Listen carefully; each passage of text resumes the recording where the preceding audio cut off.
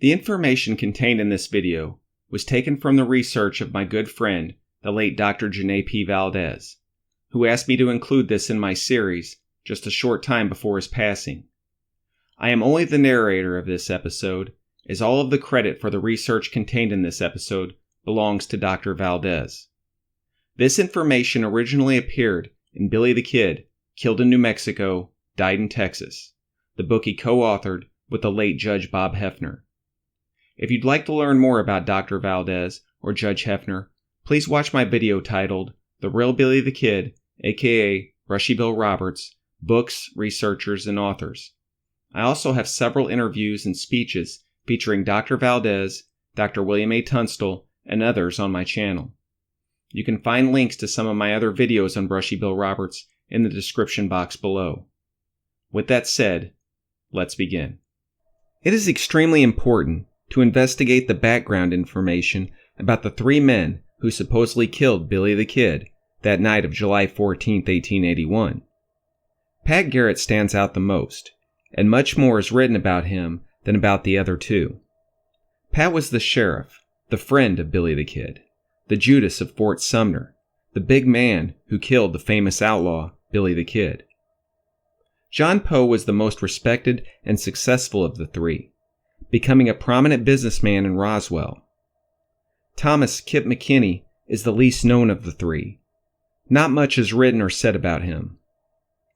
Patrick Floyd Jarvis Garrett was born on June 5, 1850, on a plantation in Chambers County, Alabama. In 1856, Colonel John L. Garrett, Patrick's father, packed up and took the entire family to Claiborne Parish, Louisiana, where he had acquired 2 plantations with rich soil, suitable for growing cotton. With his 3,000 acres, tended by mainly slaves, he enjoyed the amenities and pleasures of Southern plantation life. The Civil War greatly affected this area of the South, and after the Southern defeat, Pat's parents both died. The slaves were emancipated, and then came the hated Northern occupation. The plantations of the Garretts began to fail, due to poor management and also the economic conditions of the war-torn and devastated area, the South. Pat realized that their plantations could not support all 6 of the children left behind by the death of their parents. He left his 5 brothers and sisters on January 25, 1869, at the age of 18, and headed west, looking for a new future and leaving behind the Civil War, Reconstruction, the memories of carpetbaggers, scalawags, and the greatly hated Yankees. He was born into a life that had held a future of aristocratic friends, leisure, and pleasures. Now heading west, into an unknown future, he left Louisiana as well as his previous life of a Southern gentleman, another victim of the Civil War. Pat went to Texas, where he got a job as a cowboy at Lancaster, Texas, in Dallas County. He worked for a ranch whose business ranged all the way to the Red River, working there for 6 years, from 1869 to 1875. Pat boarded with M. Miller, who was one of the early founders of Lancaster. Miller and Garrett practiced shooting almost every day, and Miller was the better shot. M. Miller was supposed to go west with Pat, but he fell in love. In 1875, Pat joined a cattle drive headed to Kansas at Denison, Texas. He quit the cattle trail drive and started buffalo hunting with Skelton Glenn's outfit. The job of a buffalo hunter was one of chasing, shooting, and skinning the big, tough, shaggy buffaloes. Sometimes there were so many buffaloes that it meant long days and plenty of killing. It was a bloody job. The men, often covered with buffalo blood from head to foot, and along with the smell, they were quite a sight. These were men of blood, men who enjoyed killing. Pat stayed with this job for almost 3 years, until the buffalo started playing out, about the fall of 1877. It was at this time that Pat and his fellow buffalo hunters were camped for days and days with no buffalo to hunt. This boredom was broken up when Pat killed his first man. Pat's Irish friend, John Briscoe, was washing his clothes in the creek, and Pat was teasing him about using such dirty, muddy water. John lost his temper and went after Pat, fists flying everywhere, with John losing the match. Finally, John ran and got an axe and went after Pat, swinging it wildly. In self-defense and desperation, Pat drew his Colt .45 and fired once, and his friend was mortally wounded with a bullet in his chest. Pat turned himself in to the Justice of the Peace at Fort Griffin, but after telling his story, backed up by witnesses to the killing, he was set free, a case of self-defense. Pat spent the cold winter of 1877 and 1878 at Tascosa, Texas, one of the wildest, roughest frontier towns along the plains. Drinking and gambling were the two most important activities there, which helped make Boot Hill, the local cemetery, a popular final resting place for losers of those too slow on the draw. This was a wild place in which to winter. The saloons, dance halls, bordellos, and scattered adobe buildings emitted sounds of laughter, music, romance, violence, and gaiety. It was winter of early 1878, a cold and blistery season of the year. Pat Garrett and two of his friends were in the panhandle of Texas, with no place to go, no buffalo, no jobs. The panhandle is extremely cold in the winter, with few trees to block the freezing winds that blow across the flat Texas plains. The bitter cold brought in by the northers that sweep violently in from Colorado, the Rockies, and Canada brings most activities to a standstill. The great days of the buffalo hunts were gone as these buffalo hunters depleted the great herds that once spread for miles and miles. These men had destroyed a beautiful and majestic animal. They had destroyed the Indians' way of life and taken from them a proud, bountiful, and independent culture and reduced their lives to misery and survival. These men pondered about their future. The massive slaughter of the buffalo, which doomed the Indians, now doomed them. These crude men were shaggy, unwashed, travel-worn, unshaven, smelly, and a ghastly sight to behold. A rough group of men. Things were so bad that there had to be something better, somewhere, and they decided to try their luck in New Mexico. There had to be more in life than to exist in such an unsettled, wild town such as Tascosa. Pat and his friends wanted a better future with stability. They decided to move on. Traveling through the Texas Panhandle, the men finally came to the Fort Sumner area of the New Mexico Territory. It was here that Pat Garrett met Pete Maxwell, probably the most important landowner in the area. Pete gave Pat a job as a cowboy. Pat kept this job for about 6 months, Pete firing him for still unknown reasons. Pat opened a restaurant in Fort Sumner and was called Juan Largo, Big John, by the Mexicans due to his tall height of 6'5". Later, he was a bartender in Beaver Smith's saloon. The Lincoln County War was raging at this time, but Pat, although he knew many of the combatants, stayed out of it. During this time, the most important event in his life was to meet Billy the Kid. Billy liked to brag that when they first met, he and his friends pitched in and bought Garrett some much-needed boots, because he was so ragged. Pat Garrett and Billy the Kid soon became intimate friends, and almost inseparable for 2 years, whenever Billy was at Fort Sumner. The Kid, as Garrett usually called him, made his headquarters at Garrett's saloon. They often gambled together, chased the women together, rode together, and attended dances together. Paulita Maxwell called them the long and the short of it, because of the contrast between Garrett's tallness and Billy's shortness. Sally Chisholm, John Chisholm's niece, knew both Billy and Pat. She described Billy as being a good friend, fun-loving, a ladies' man, having much personal warmth, sentimental, polite, and a courteous gentleman. She best described Pat as being very tall, congenial, but in a cold way, easygoing, calm, and handsome, with poise, grace, and the power of a Southern man. She said that he had many enemies, though, because of his determination to do whatever he set out to do, in spite of hell and high water, and it didn't matter to him if a man or two got hurt or killed in the process. It was this quality that enabled Pat to turn on Billy the Kid and pursue him, to break the code of the West concerning friendship. It was Billy's quality of love for a friend, even one that had turned on him, that enabled Garrett to keep his life. Billy could have killed Garrett if he had chosen to do so. He allowed his friend to live by avoiding him. Sheriff George Kimball of Lincoln was useless to the establishment because he was honest and ineffective against the outlaws who inhabited Lincoln County. A better sheriff had to be found, one who would do as he was told, whether right or wrong. Pat Garrett was finally selected, because John Chisholm and Captain Joseph Leah liked him and felt that he had settled down. Pat had married Miss Paulinaria Gutierrez on January 14, 1880, a marriage that lasted the rest of his life.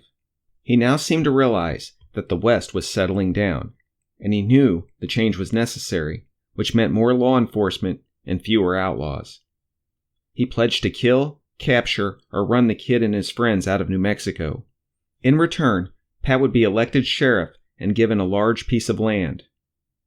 On November 7, 1880, Pat Garrett was elected sheriff of Lincoln County, the greatest moment of his life up to that point. Garrett was made a deputy so he could be on duty and learn the ropes while waiting to be inaugurated as sheriff on January 1, 1881. He and Billy had a secret meeting, and he told the kid to leave the area for a few years. Billy, who probably felt that he was there before Garrett, rebuffed the idea. However, that idea was in Billy's mind, but he didn't have enough money to start over. Pat Garrett was in Lincoln County. Billy the Kid was at Fort Sumner, San Miguel County.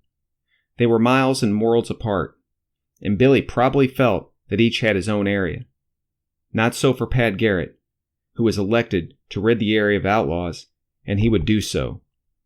The Canadian River Cattlemen's Association, a group of Texas cattlemen organized to stop rustling, started sending their agents to New Mexico to check on stolen cattle and rustlers.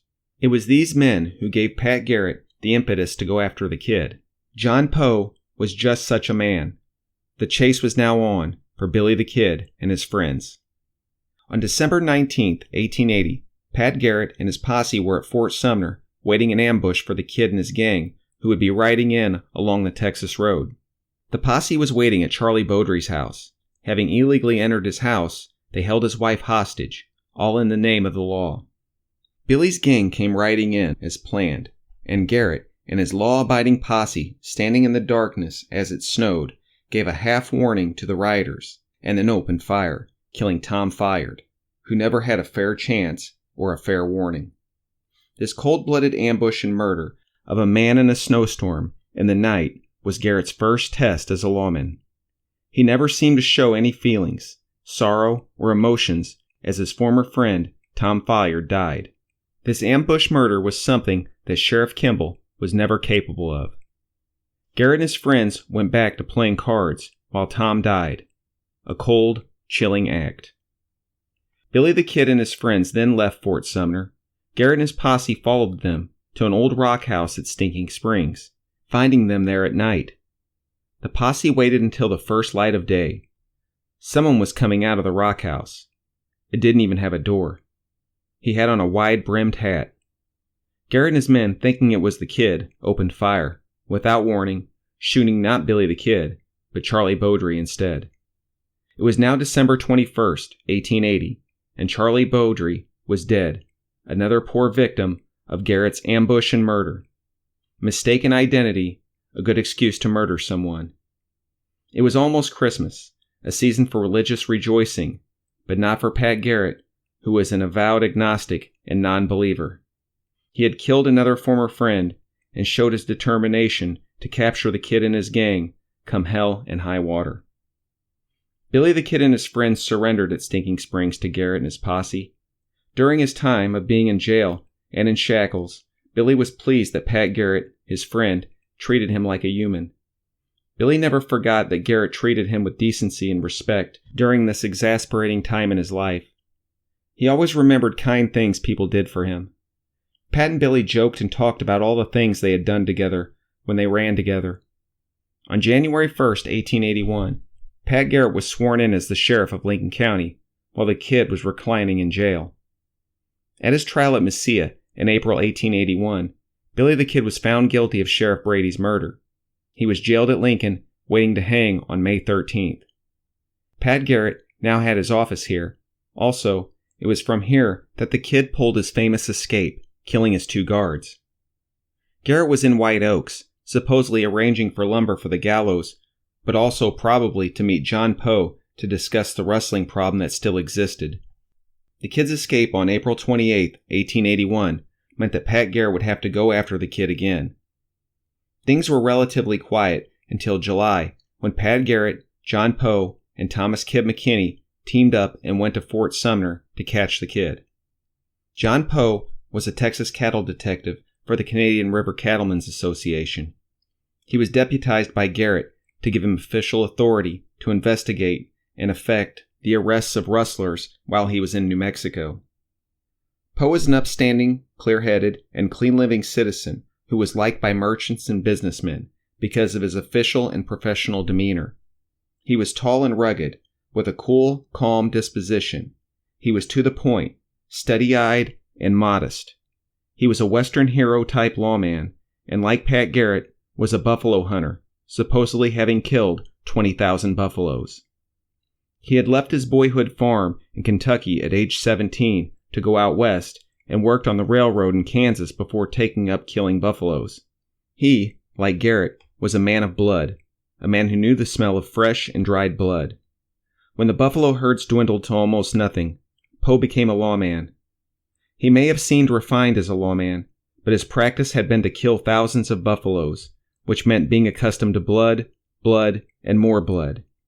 He had also been Deputy United States Marshal at Fort Elliott in the Texas Panhandle and Town Marshal at Mobeetie and Fort Griffin. He was outstanding in all three places, using his authoritative air to handle even the most difficult of problems. He was meeting Sheriff Garrett at the Long Branch Saloon at White Oaks to discuss rustling when Billy the Kid escaped from Lincoln.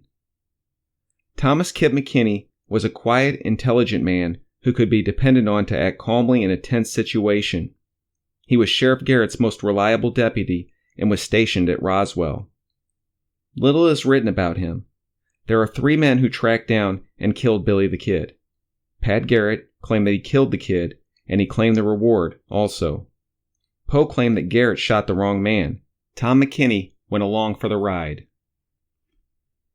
It is interesting to note how many versions of Billy the Kid's death that are told. Billy was the most famous Western outlaw at the time of his death. Surely, a correct report of such an important death could have and should have been made. Why then has there been so much confusion as so many different stories that have arisen from this affair? It was a simple story. Pat Garrett waiting in the dark for his victim to walk up and be murdered, point blank, requiring only one shot. Dead. What is so hard about that story? The death of Billy the Kid was officially told by parties of interest, Pat Garrett and John Poe. It is necessary to analyze their stories and then to draw a visual picture of what really happened.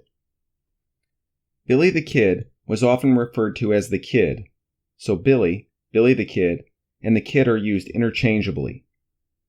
The following is John W. Poe's account of the death of Billy the Kid, as he told in his book, The Death of Billy the Kid. In his introduction, it states that Poe's knowledge was first-hand, for he was one of the posse of 3 who in the midsummer of 1881, very unexpectedly, gave New Mexico and the Panhandle everlasting riddance from that young scapegrace, Billy the Kid.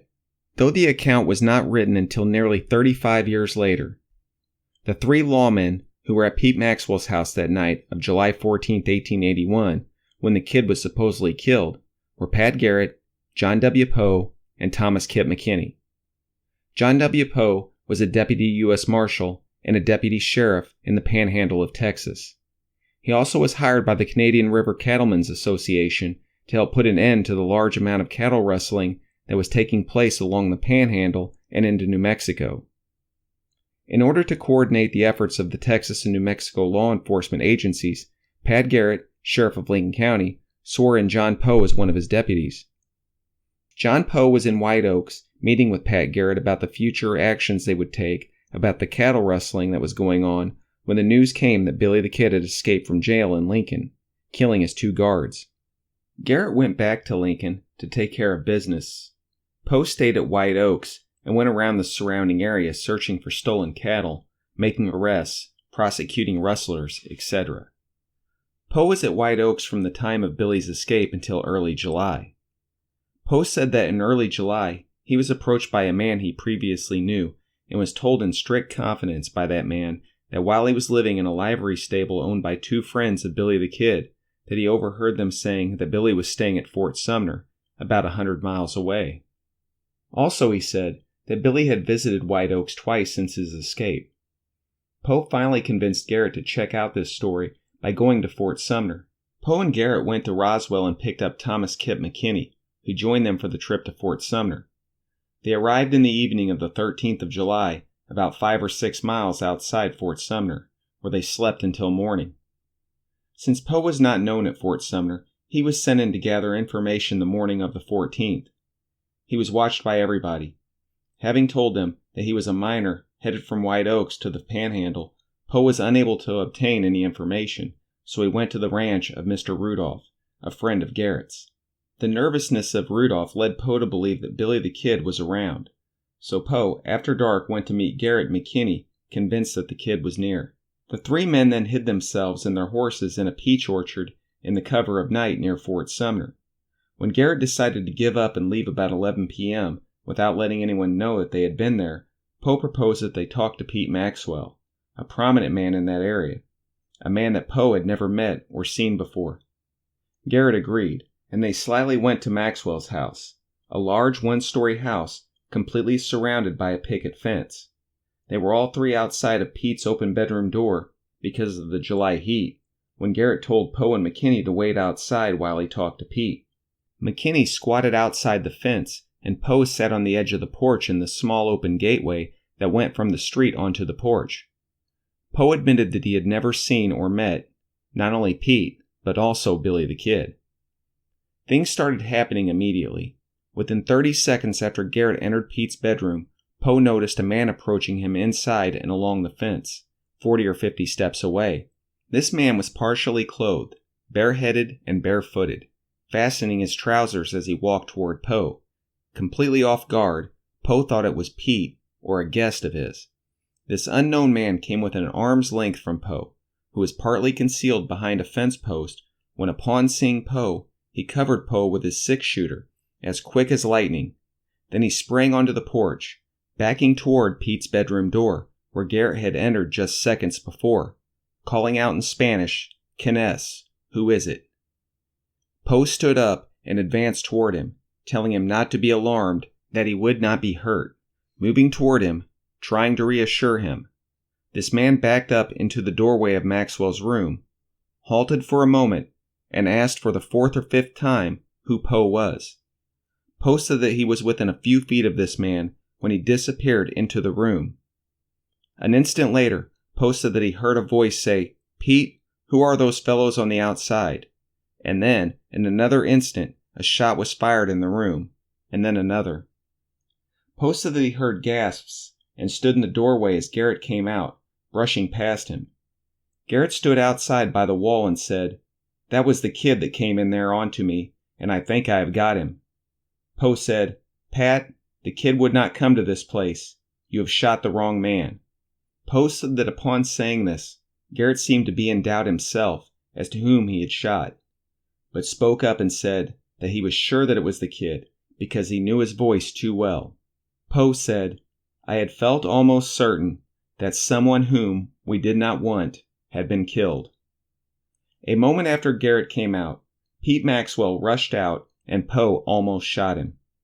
Finally, Maxwell got a tallow candle and they put it on the windowsill and peeked in, where they saw a man lying on his back dead in the middle of the room, with a six-shooter at his right hand and a butcher knife at his left. Poe said Garrett's first shot had penetrated the man just above his heart. The second bullet missed him completely. According to Poe, shortly after the shooting, people gathered, with the women crying and wishing to take the body, which was allowed. The women carried the body to the carpenter's shop, where it was laid out on a workbench, and a wake was held. This all occurred about midnight on the 14th of July, 1881. The next morning, a justice of the peace held an inquest over the body, and the body was buried in the old military burial ground at Fort Sumner. Pat Garrett's version started with his visit to White Oaks to collect taxes.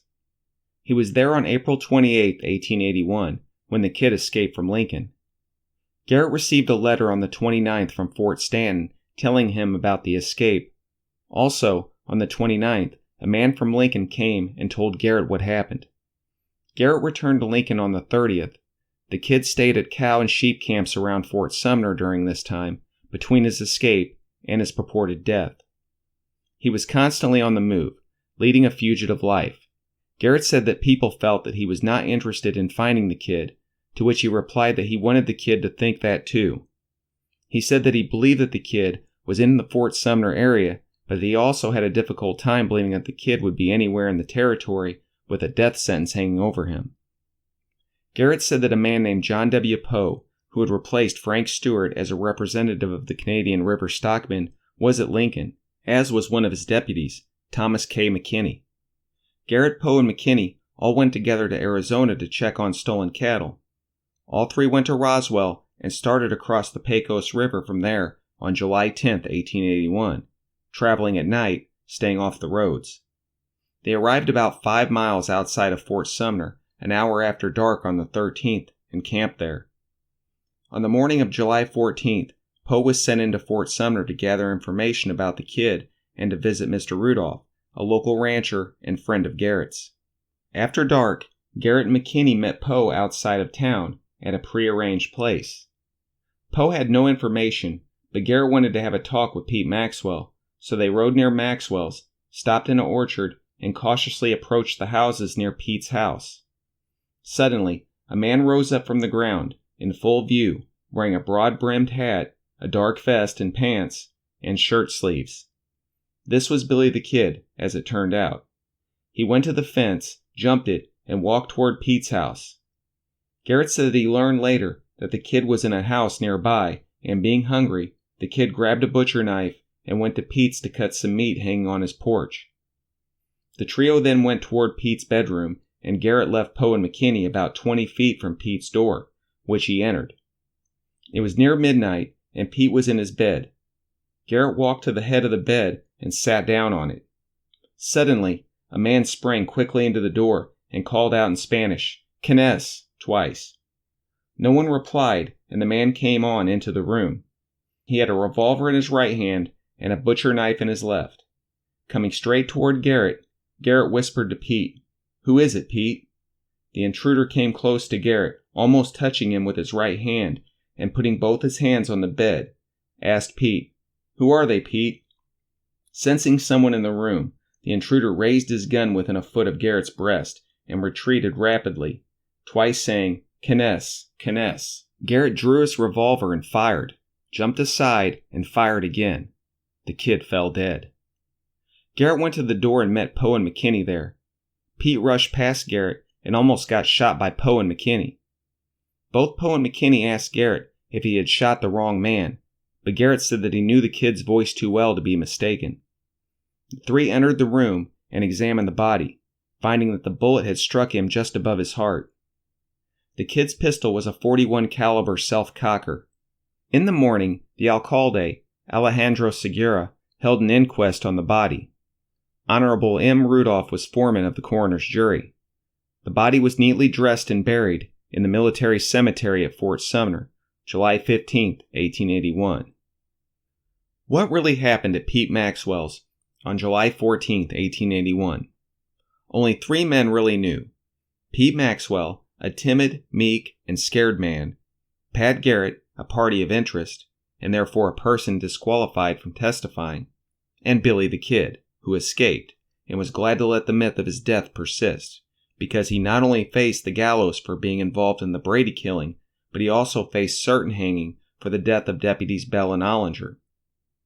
Deputies John Poe and Thomas McKinney were friends and employees of Pat Garrett, parties of interest, and to add icing to the cake, they did not see what happened in Pete Maxwell's room. The following story, derived from an analysis of the Poe, Garrett, and Brushy Bill Roberts versions, is the most likely of what really happened that night. The proof chapter deals with the intricacies of this assumption in detail.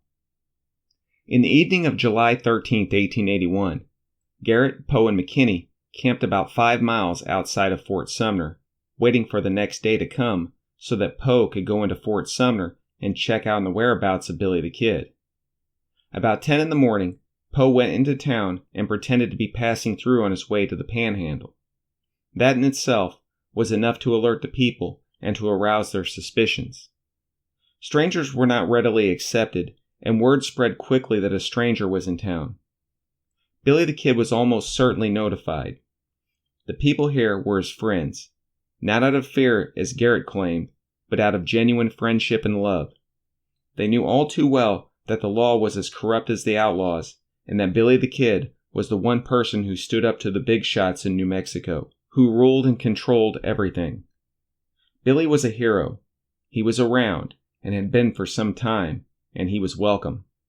He really wanted to pull up stakes and head back to Texas, but not only was he broke, but he also was too well known to hide anywhere in the United States. He knew that Mexico was his only hope to stay alive and start over. He was at Fort Sumner, waiting for his chance to leave. Garrett and his men did not go to Fort Sumner on a guess, a hunch, or even as a result of a lie that a man in White Oak supposedly told them.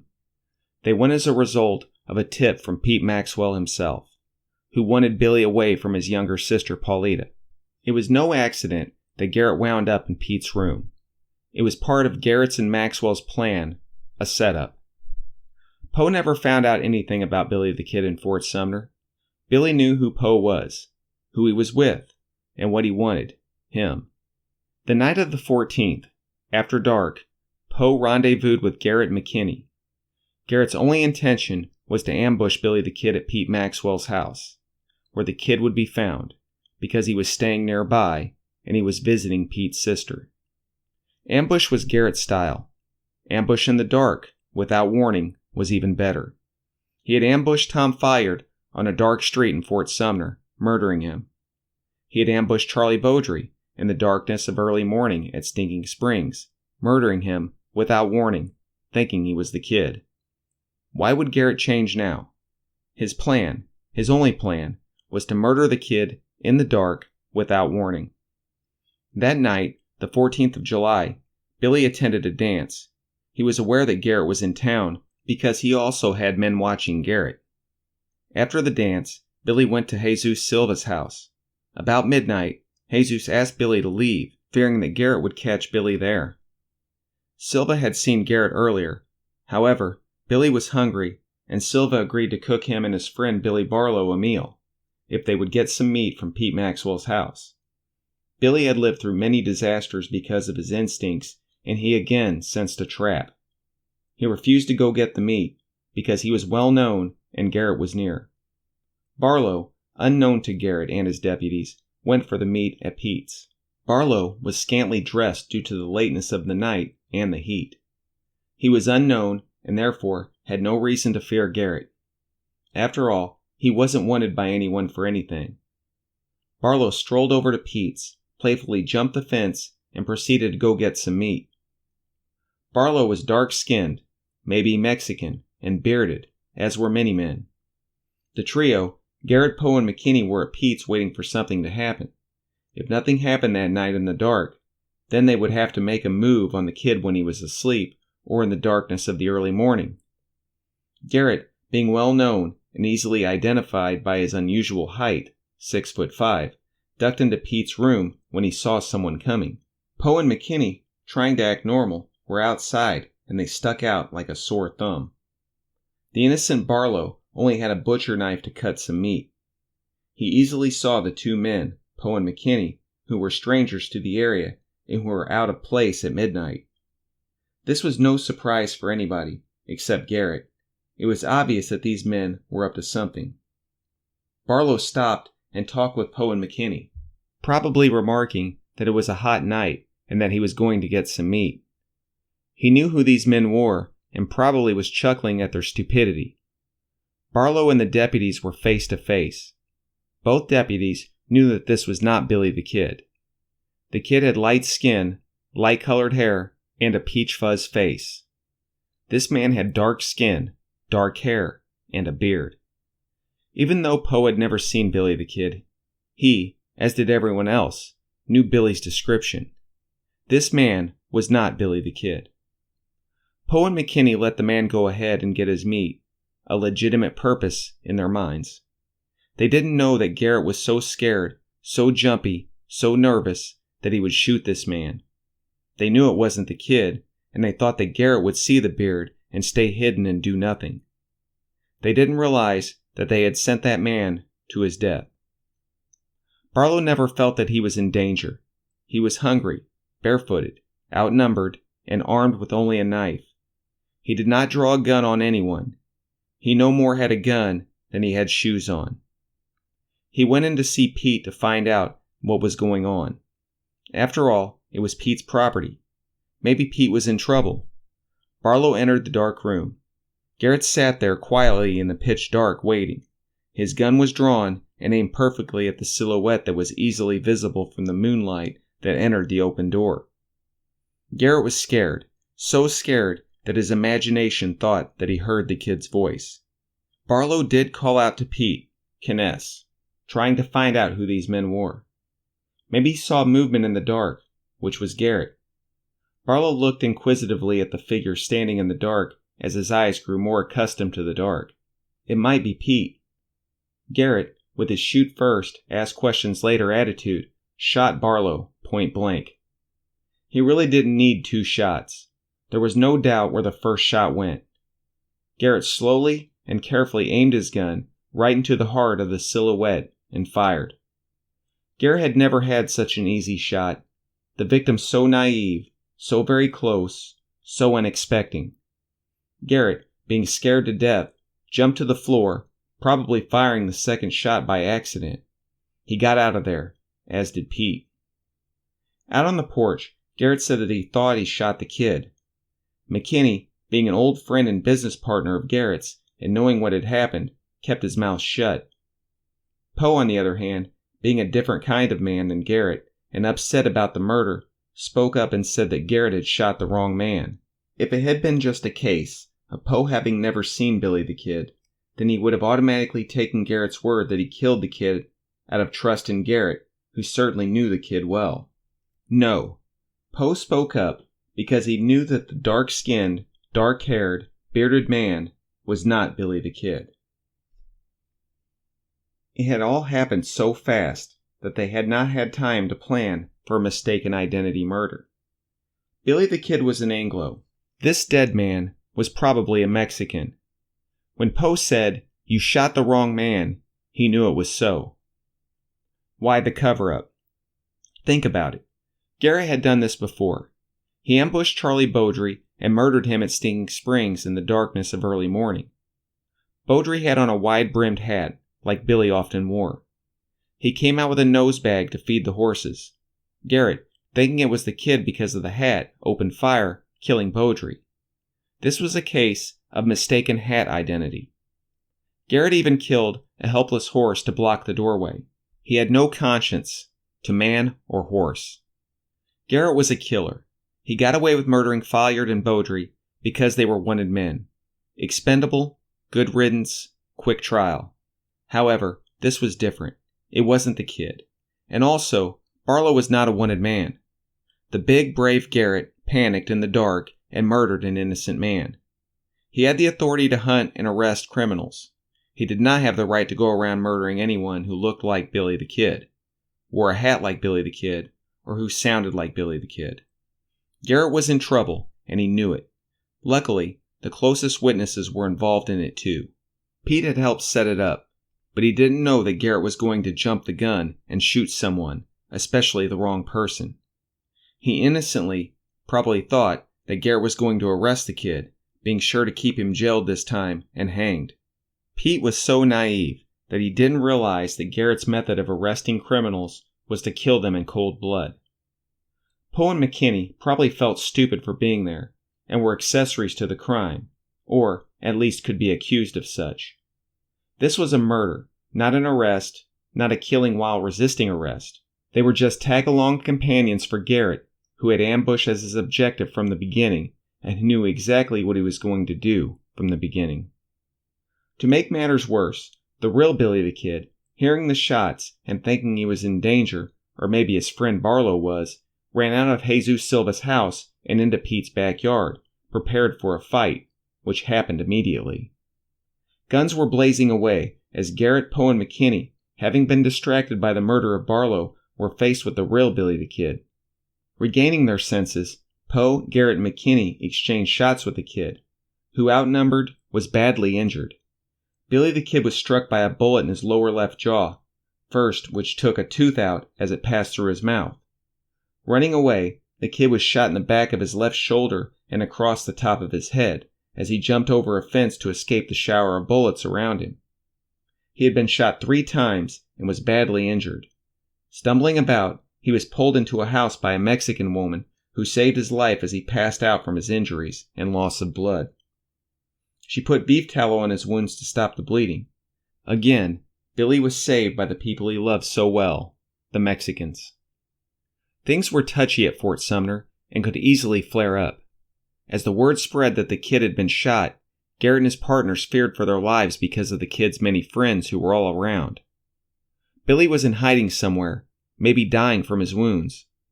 The 3 lawmen, realizing that they had better stick together, quickly worked up a story to tell, the same story. Garrett was well known, much hated, and much feared by these poor, abused people, mostly Mexicans. Pete Maxwell was the biggest landowner around and had much power and influence. He had to go along with the made-up story of Garrett, Poe, and McKinney. If he didn't, then Garrett could let it leak out that Pete had informed on the kid, and Pete would most certainly be killed. If not by the kid himself, then by one of Billy's friends.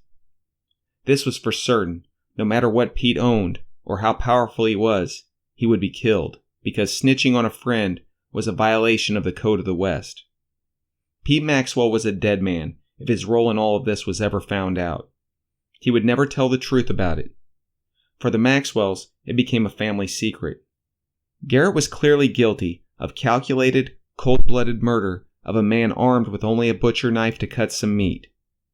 Poe and McKinney were accessories, duped into it. Pete planned it. They made up their lies, stuck together, and with the law, plus the most powerful landowner working with them, they succeeded in pulling off a switch. Billy Barlow was buried as soon as possible, as Billy the Kid. There may have been a wake, but it wasn't for Billy the Kid. How did they pull it off? The Mexican people of Fort Sumner, although intimidated by Garrett, were hostile and ready to rise and fight. However, the real Billy the Kid, although badly injured, rode out of town at 3 a.m. with Frank Lobato, a friend. Celsa Gutierrez had brought him his horse and told him that Garrett was passing off Barlow's body as his. She begged him to leave while he could and let Garrett pass off Barlow as him. Then, Billy could start over, because everyone would think that he was dead. Billy had been intending to go to Mexico anyway, the only safe place for him.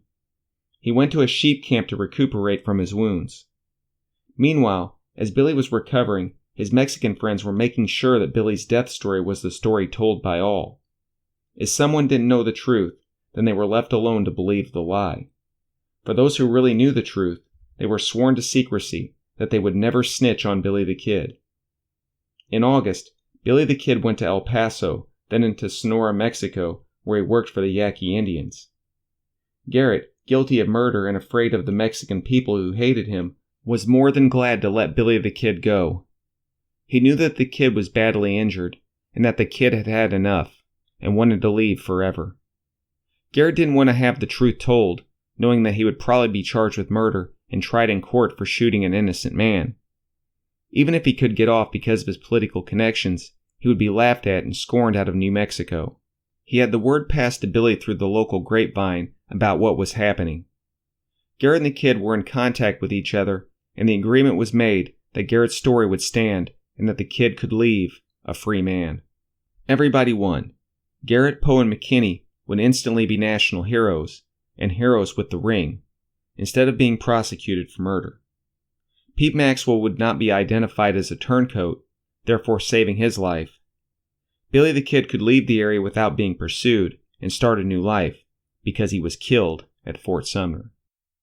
It is crucial to analyze July 14th and the men involved in it, to see if they were honest and could be trusted to tell the truth.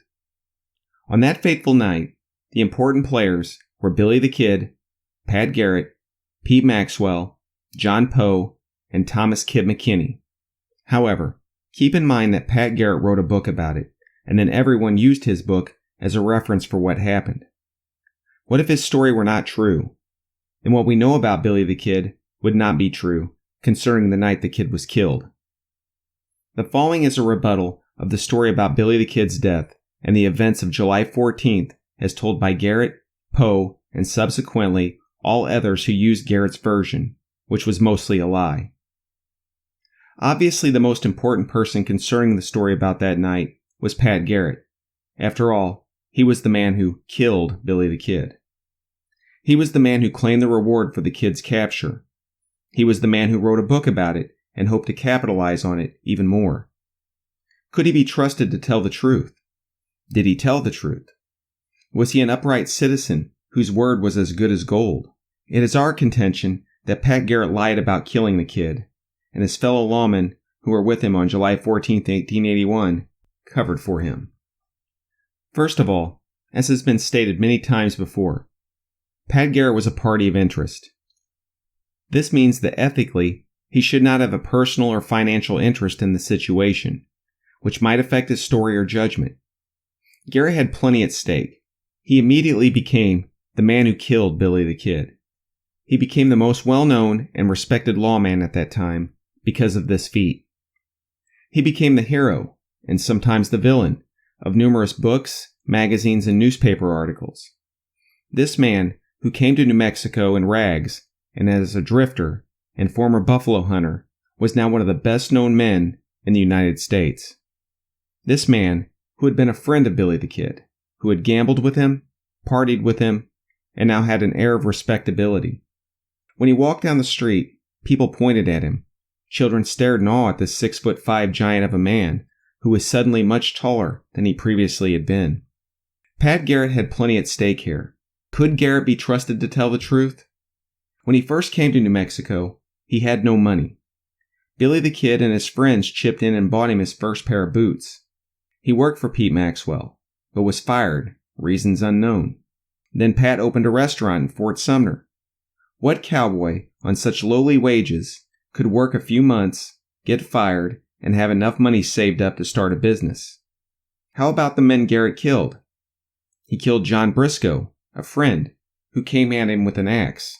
An axe against a gun seems to be a lopsided affair. However, it seems justified on its merit.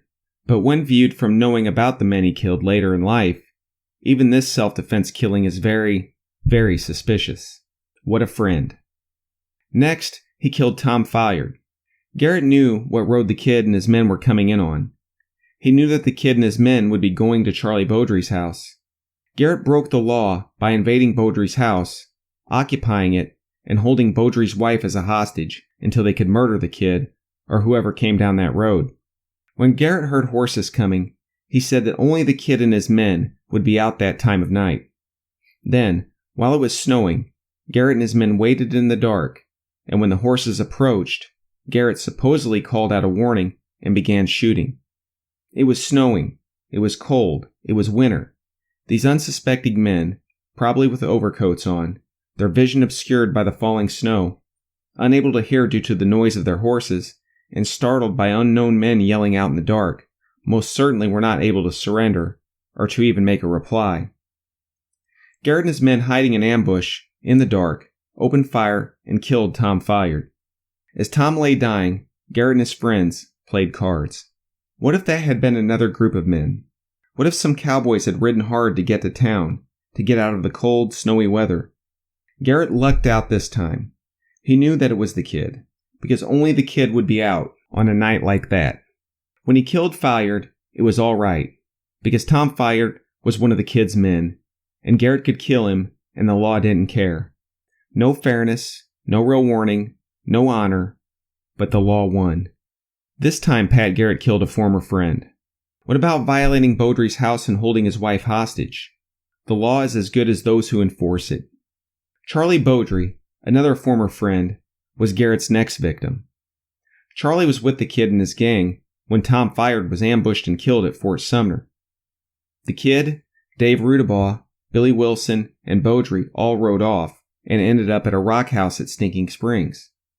They were all asleep inside, trying to rest and stay protected from the cold.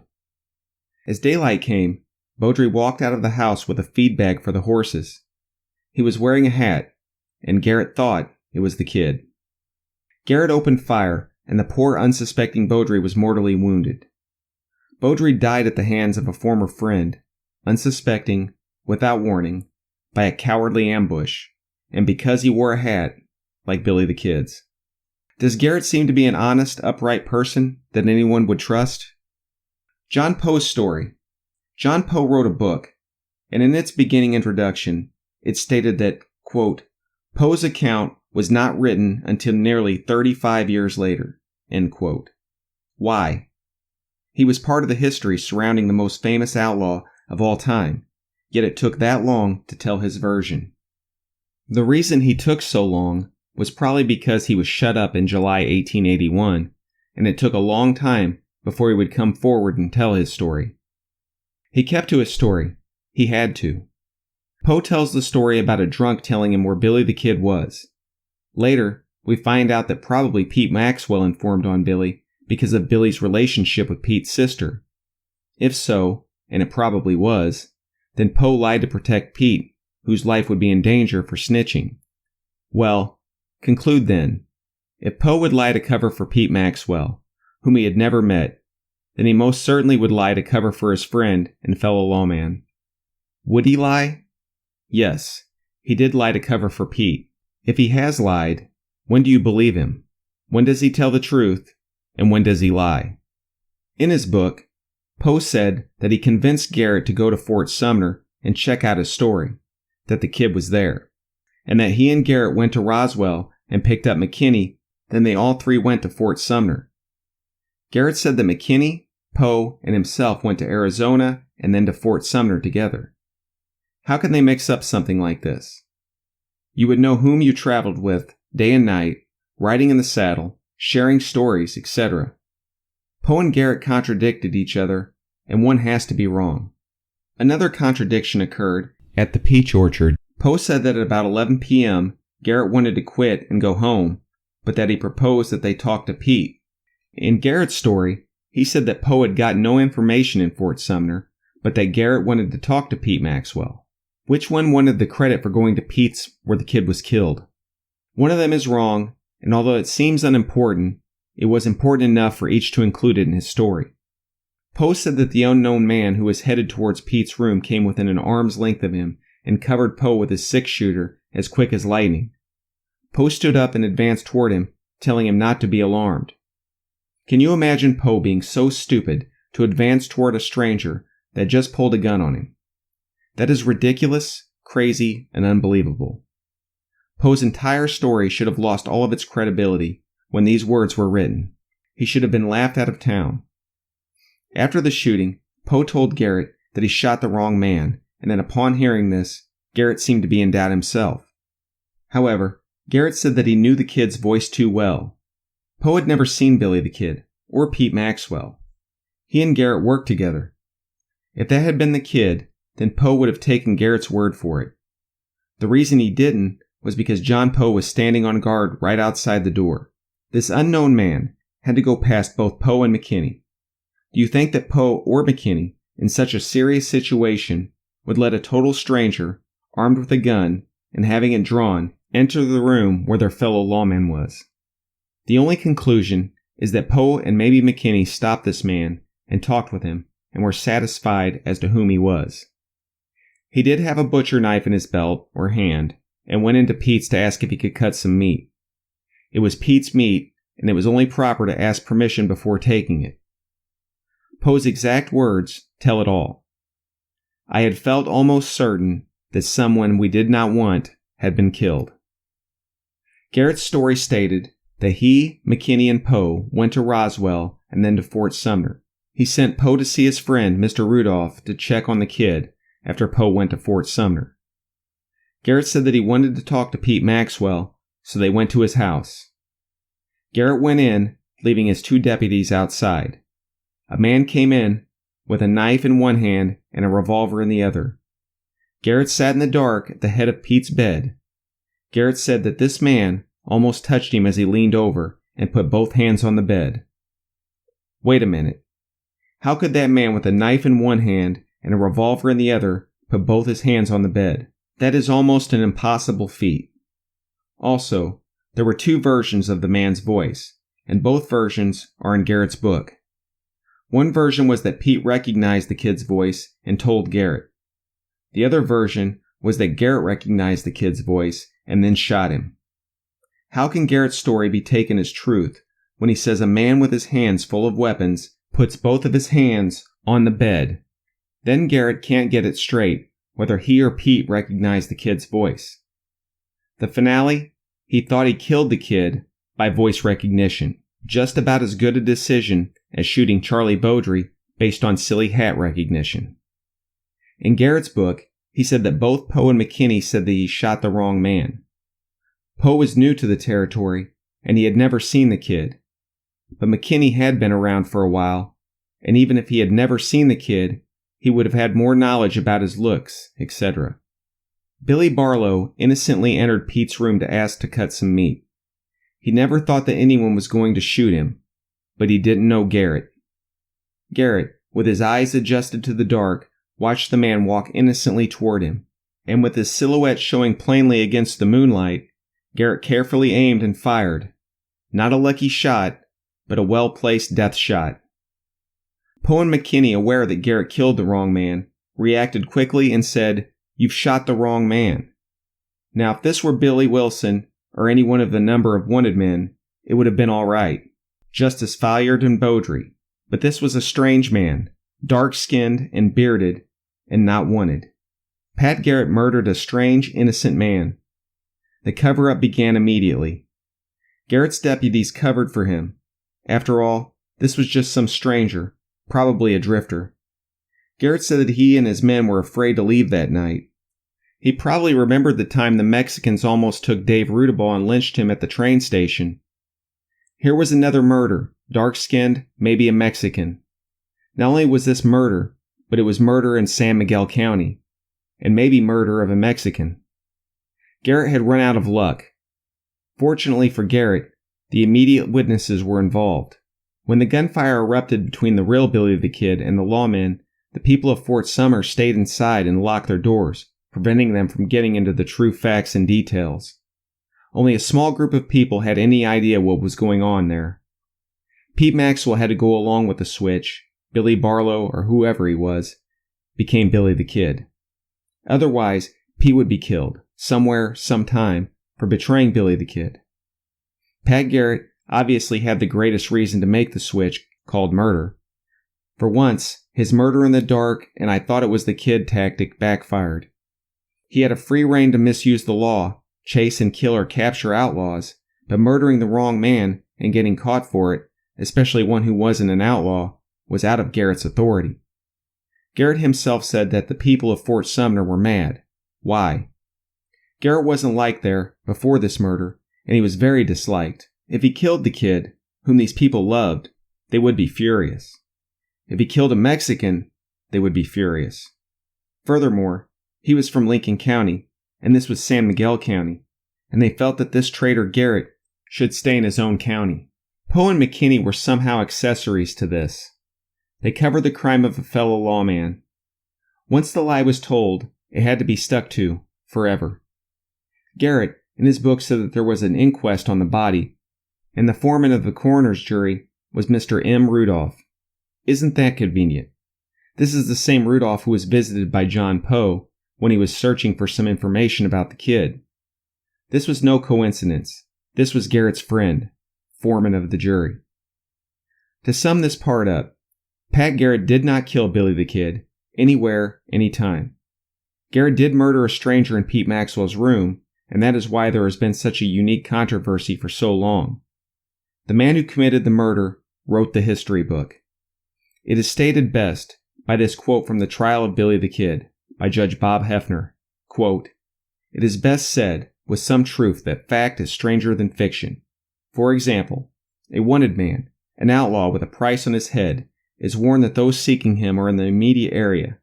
He disregards all warnings and proceeds barefoot and unarmed to walk to a neighbor's house with a butcher knife to slice some meat from a fresh killed hanging beef.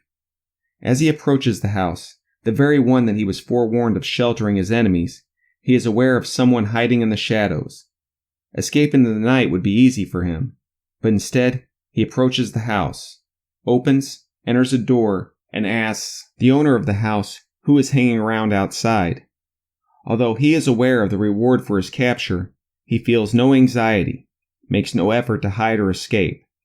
As a matter of fact, this wounded man enters a room that could become a trap. Knowing all this, he calmly enters the room and says, "Hey Pete, who's hiding out there in the dark?" For his efforts, he is shot down where he stands. No word of warning, just a bullet in his chest, and thus the most clever and dangerous outlaw in the history of the Old West dies, unarmed, barefoot, and hungry. Absurd? Absolutely. Pure fiction? Certainly. End quote. Besides being an accomplished educator, author, historian, and museum curator, Jannay was an amazing person. He was one of the most selfless people I have ever known.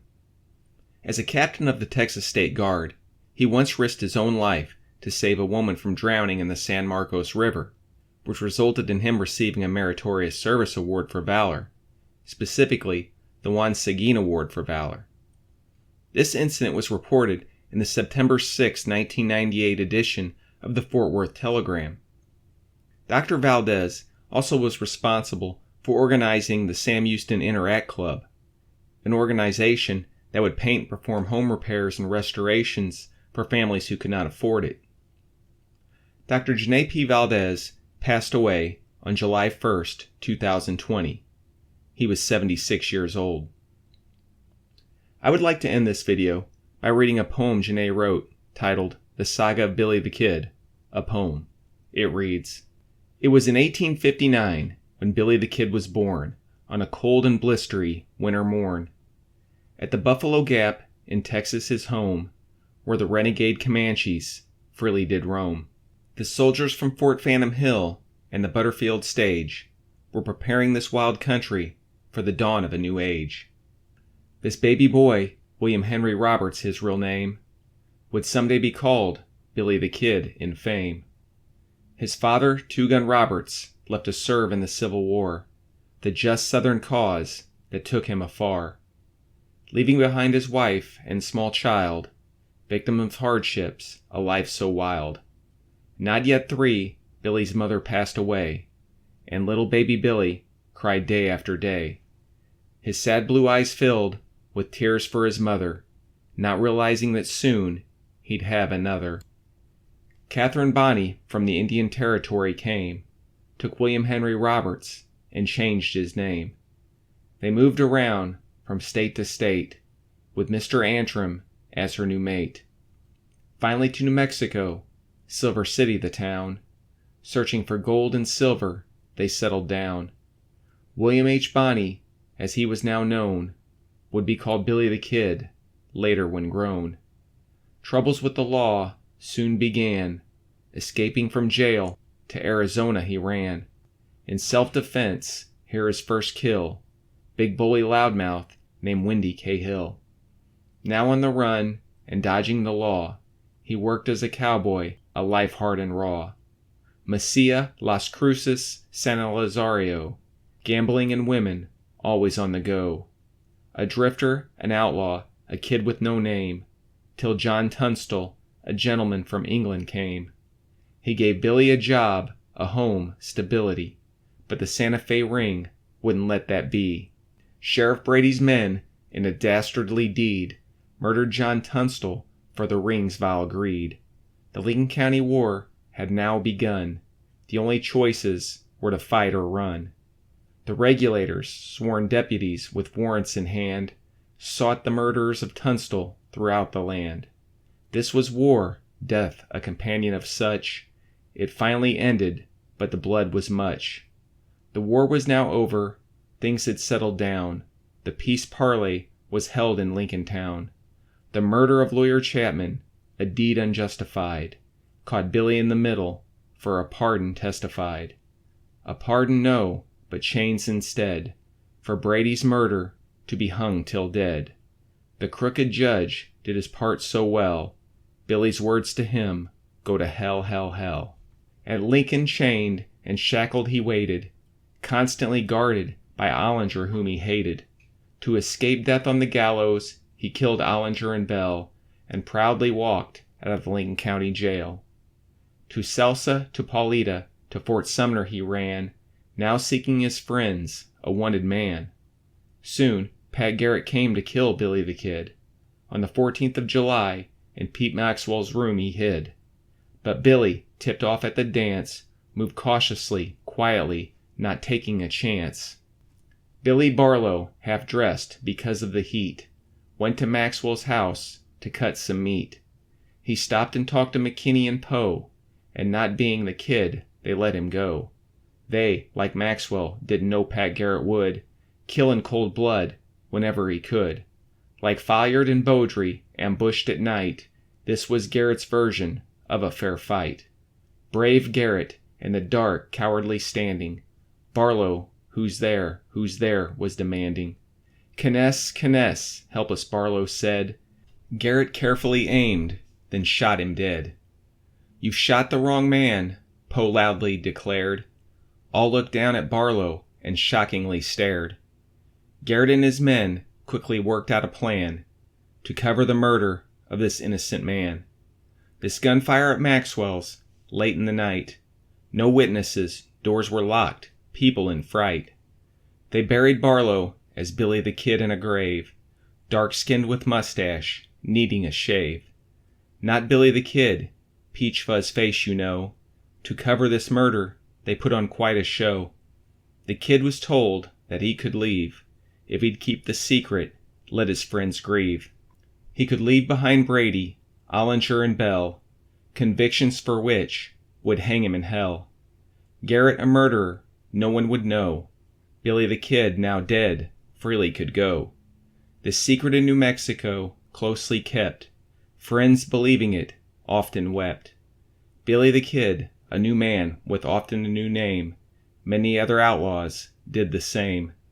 But wherever he went, he carried his gun, his past always with him, ready to run. Brushy Bill Roberts, his final last name, was Billy the Kid of old Western fame. The years passed, he finally grew old. By a slip of the tongue, his secret was told. Now 90, and realizing his weakening health, only wanted forgiveness, not a penny of wealth. A hearing was granted, but again double-crossed. His appeal denied, all seemed lost. He returned to Hyco, Texas, in heartbreaking defeat, to his wife and humble house on Lena Street. With his arm on a car on the main street of Hyco, old Billy the Kid finally let go. He'd taken his last step, had his last ride. 'Twas no longer necessary for Billy to hide. He had asked for a pardon, made his last bid. It was finally the end of Billy the Kid. After all those years, his peace with God found. Billy the Kid lay dead on the ground. Billy the Kid, the real Billy the Kid, was finally really dead, dead, dead.